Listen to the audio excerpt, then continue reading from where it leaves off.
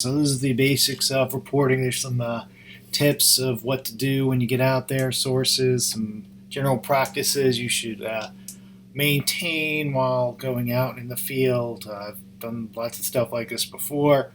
So let's get started because these are important things you have to understand when you are out there. Some of them are sound pretty basic, and some of them are stuff you're just gonna have to deal with. And it's not the better side of the industry. So, but this is what we want to get into. So, let's take a ride in the basic reporting world. All right? Okay.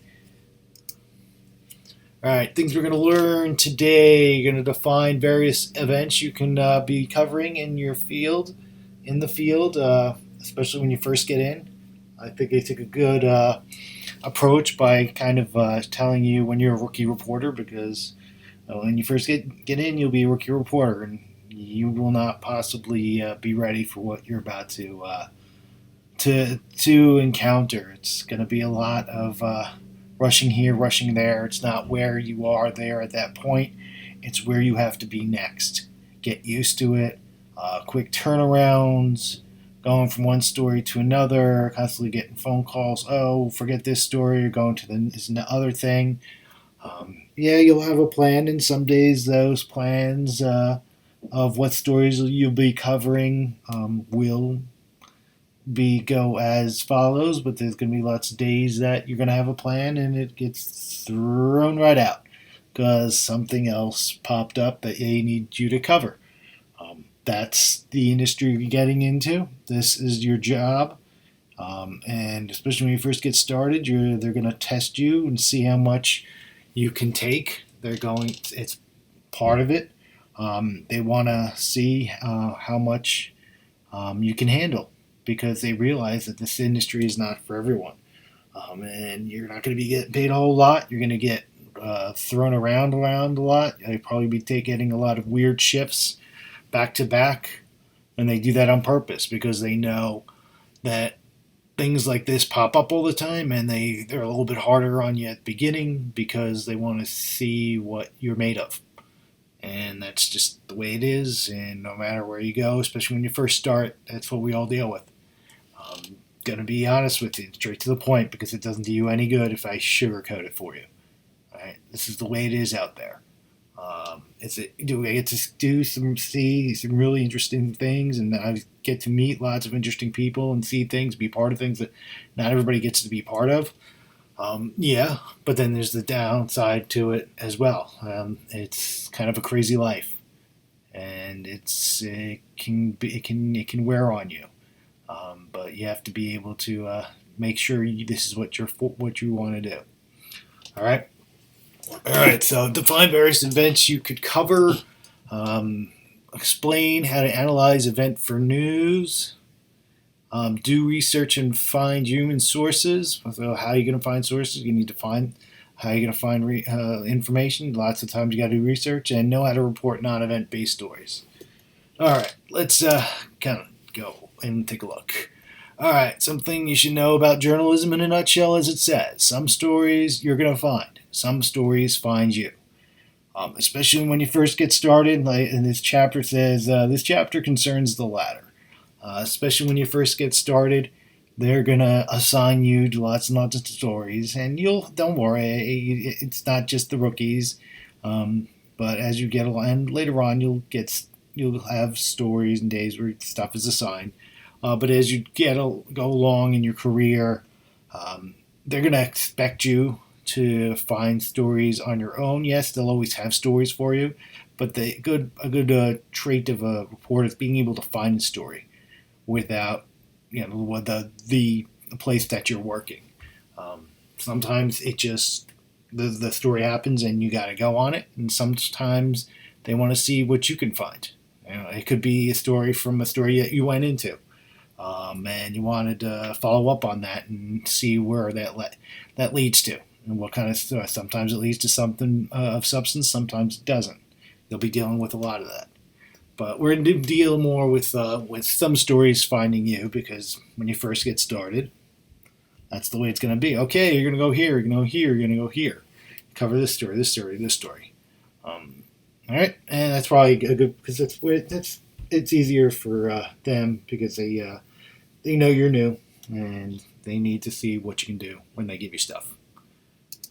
All right, before you go with any story, lots of times you're gonna get stories that you don't know much about, especially when you first get started. As you get along in this industry and in with this career, you're gonna continue to go to a lot of the same stories, continue to see a lot of the same people. You'll be establishing relationships and contacts, and that's a big part of being a good journalist. Because if you're a good journalist and you are good with your sources and you quote them well right and you work with them in a upfront and honest manner and you're known as a top-notch solid journalist, they're happy to see someone like you, and because they know they can trust what you're going to write. You can at least be fair. You're not going to necessarily be there, in some bad way, but they know that you're going to be a fair journalist, and you don't take things out of context. You do your due diligence, and you do what you're supposed to do, and you're going to create a good reputation for yourself. Um, Part of this is you're going to have to research a lot of things that you're going into. Sometimes you don't have time to do that. It's a wonderful time that we live in because now we have all this wonderful technology. Just imagine 20, 30, 40 years ago being a reporter and not having that little wonderful computer in your phone everywhere you go, or a laptop with Wi-Fi and all these wonderful sources. It's a lot easier in that way of getting information and getting it quickly as opposed to the past. But some places you can go, previous stories, lots of times you go on a story, or you cover an event or something like that.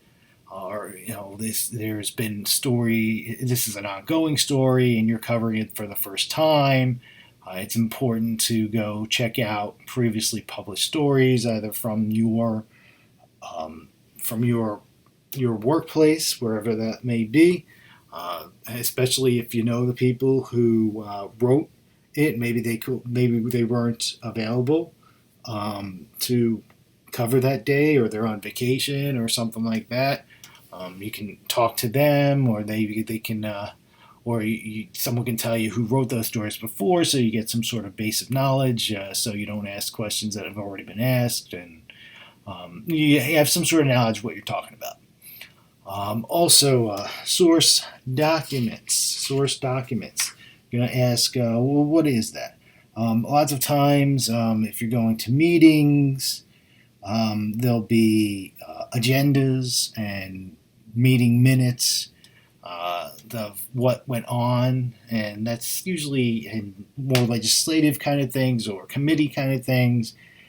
Just to let you know, if you're going to be a reporter, you're going to be going to lots of stuff like that, especially when you first get started. They're usually not the hardest things to do, but a lot of times they'll have agendas, and it can give you an idea uh, what is going to go on in that meeting. Are there certain topics that you really want to focus on? Maybe there's a new law that gets passed that affects a lot of people in a city or something. Maybe taxes could go up or something like that. So that's a story, or it could be any number of things that would be interesting to the people. Because remember, we're being audience centric with our coverage.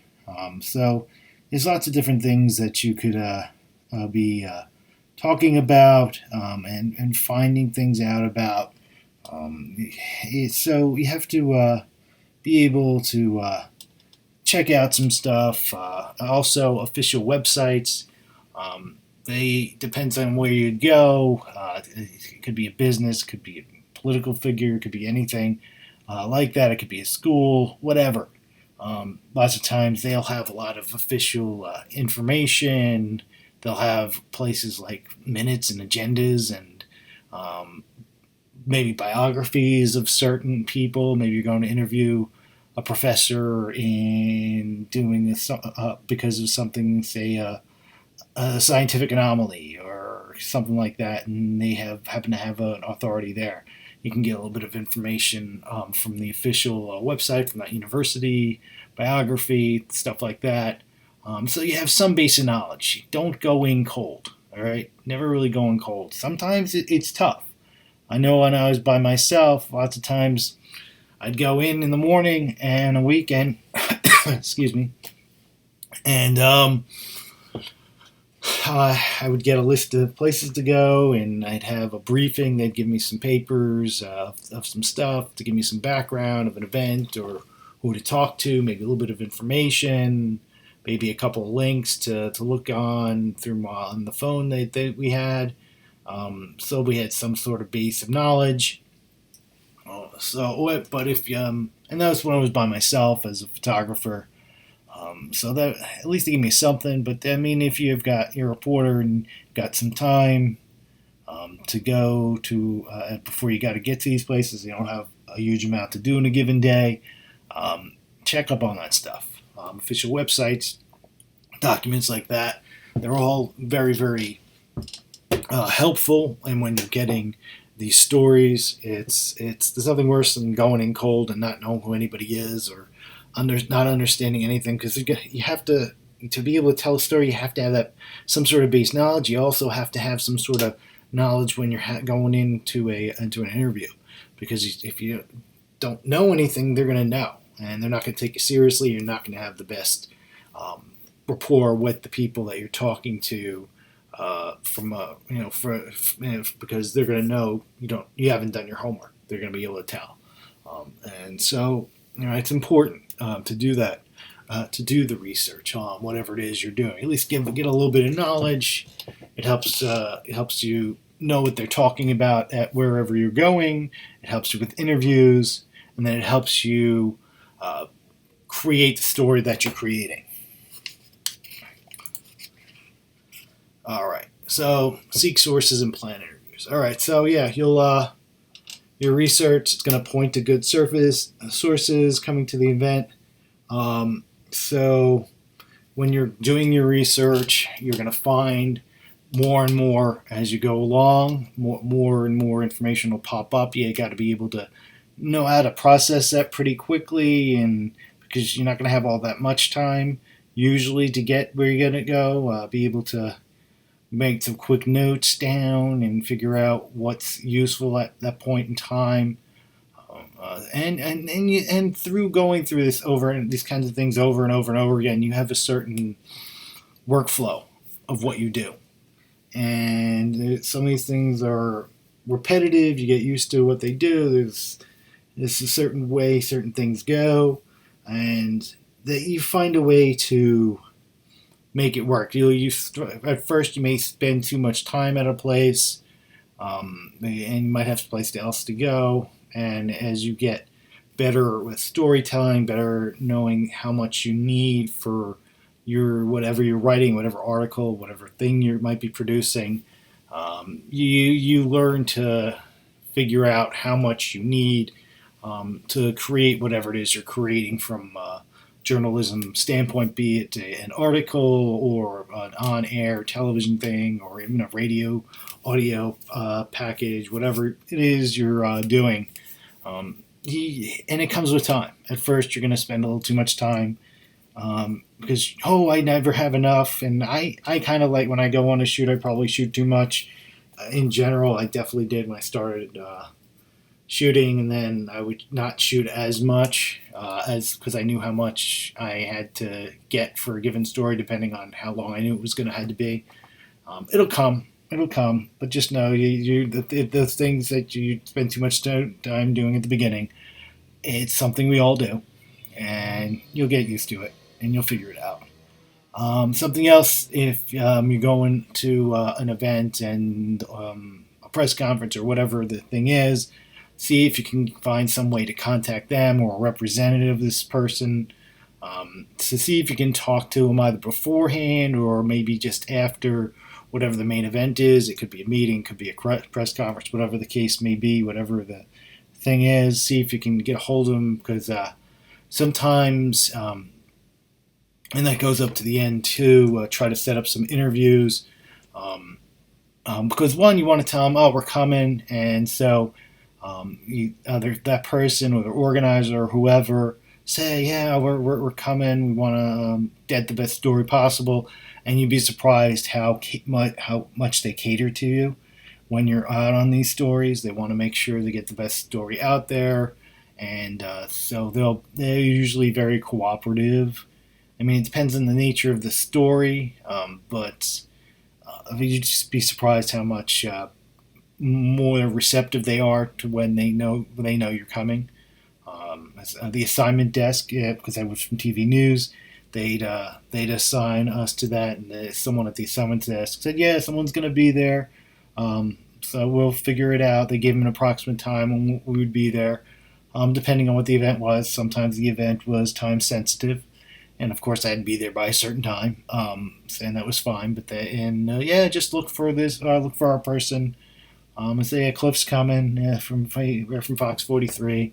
And they would tell me where to go, and that was a huge help. That's another aspect when you're not really sure. Lots of times I didn't know what was going to be given in a given day in the morning, and they tell me where I'm supposed to go. I have a plan for me, my papers, and all that kind of thing. And the people at the event knew I was coming, and they told me, "Oh yeah, just talk to this person." They said, "Just meet them here at this desk or wherever it is," and that usually made things a whole heck of a lot easier in getting interviews. It made things a lot easier in coverage, and I might not have been able to get a good position for certain shots in some cases if I didn't talk to them. And sometimes they'll have us hook you up with someone who can get you some access to places you might not get regularly. So that it's really beneficial to do that.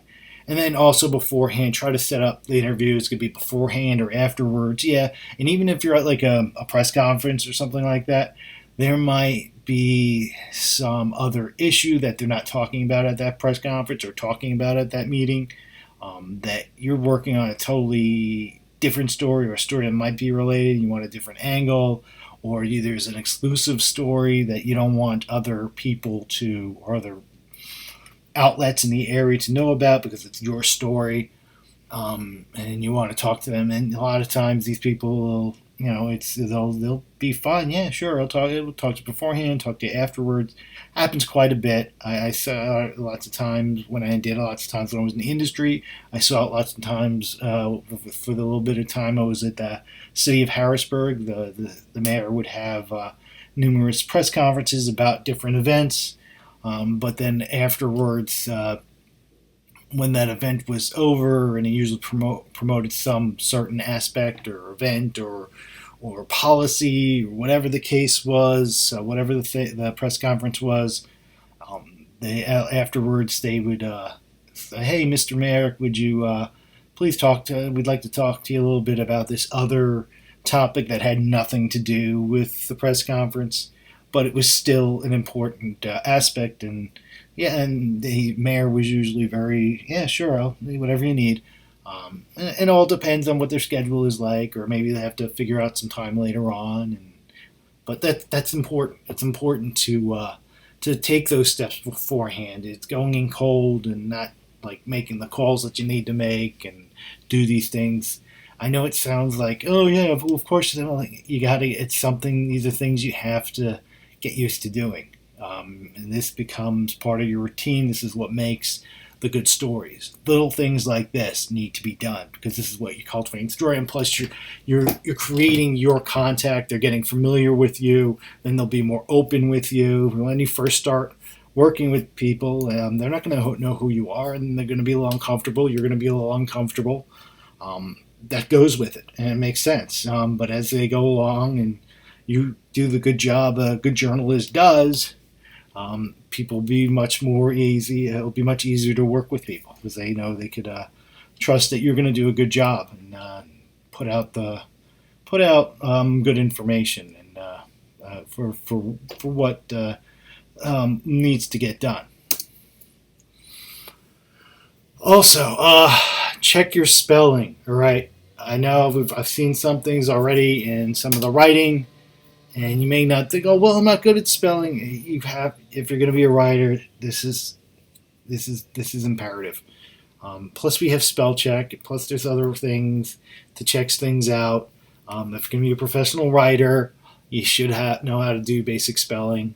Um, and yes, it does hurt your credibility as as a as a reporter, because I mean it shows you're not showing attention to detail, and being a journalist is all about attention to detail. If you can't spell regular words right or even names right, that's why it's so important to, especially when you're going to be interviewing people, regular person on the street interviews.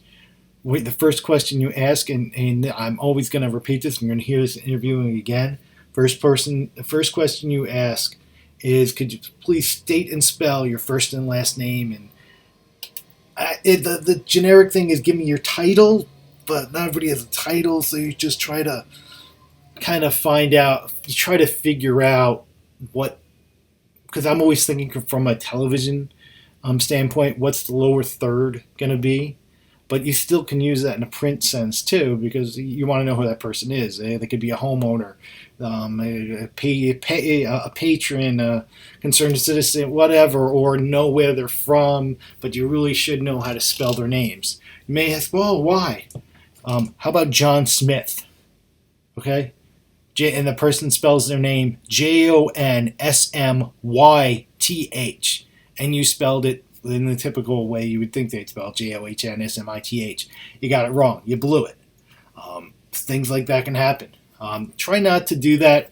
Ask that question of the important, quote unquote, important people, especially for events and like that. This stuff you can check out. Stuff like that, you can get information about all that. That's more for person on the street kind of thing, and even sometimes it depends on what the event is, and what you're talking about. So play it by ear, see what the event is, see who the people are, see if there's things to give you some information on them. Once again, play it by ear. Reviewing proper nouns is also very, very important aspect. You got to make sure you are using proper nouns and making sure they're spelled, because there's different nouns and different spellings for different nouns. Making sure, because technically it's spelled right, but make sure in the context of what you're using, some words are similar, but it won't pop up on your spell check. Pay attention to that. Make sure they have to be spelled right. So you don't want to get that wrong either. Because you don't want, I just said, you don't want to get the name wrong. So, and also look into the numbers. Yes, I always say math was never my friend. I know the basic math, all those other maths. Was never any good at, and people said, "Oh, you'll never get anywhere." I never used any of that, but there is certain basic math, like when you're looking, when certain information is given to you, and they have an example in here in the book, and they say it's a sports thing. Running back Chester Charles rushed for 178 yards in the game, gaining exactly 84 yards in each half. Now, that's 178 yards for the game, 84 for each half. That's not possible, because 84 times 2 is 168. Yes, it's a simple thing and simple math, but sometimes things are miswritten, not thought of. The one thing that can be, and then with ages and stuff like that, someone dies, and they might have reached that certain, maybe somebody died at the age were actually, that seemed like maybe they were born in 1940 and they died this year, but their birthday was in December of 1940, and if they died right around now, they were just 79. Pay attention to that. These things get lost in the shuffle. And then there's percentages that you have to think about. You have to know basic percentages, especially with a lot of information that's out there and a lot of numbers that get thrown out for a lot of these meetings you go into. Knowing basic percentages and understanding how that works. Because it all sounds good when it's written down, but you have to make sure it does reflect reality.